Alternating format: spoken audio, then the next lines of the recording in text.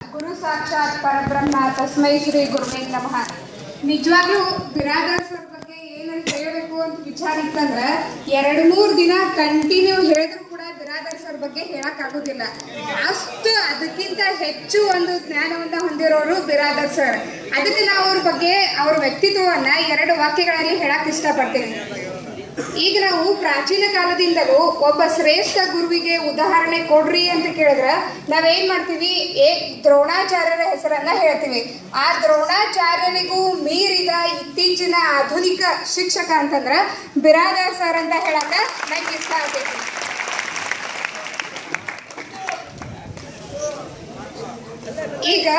ನಾವು ಈಗ CCA ಕ್ಲಾಸಿಗೆ ಬಂದು ಎಷ್ಟೋ ಜನ ನಾವು ಎಲ್ಲರೂ ಬೇರೆ ಬೇರೆ ಊರೊಳಗೆ ಅದೀವಿ. ಆದ್ರೆ ನಾವೇನ್ ಮಾಡೀವಂದ್ರ 3 ತಿಂಗಳೊಳಗ ಎಲ್ಲರೂ ಇಲ್ಲಿ ಕೂಡಿವಿ. ಆದ್ರ ಈ 3 ತಿಂಗಳಲ್ಲಿ ಆಗಿರುವಂತಹ ಅನುಭವಗಳು ಏನದಾವಲ್ಲ ಅವು ನಮಗ್ 300 ವರ್ಷಗಳಾದ್ರೂ ಕೂಡ ನೆನ್ಪು ಬರೋದಿಲ್ಲ. ಇಲ್ಲಿ ಇರುವಂತಹ ಪ್ರತಿಯೊಬ್ಬ ಶಿಕ್ಷಕರು ನಮಗೆ ಅದ್ಭುತವಾಗಿ ಪಾಠವನ್ನ ಮಾಡಿದ್ದಾರೆ.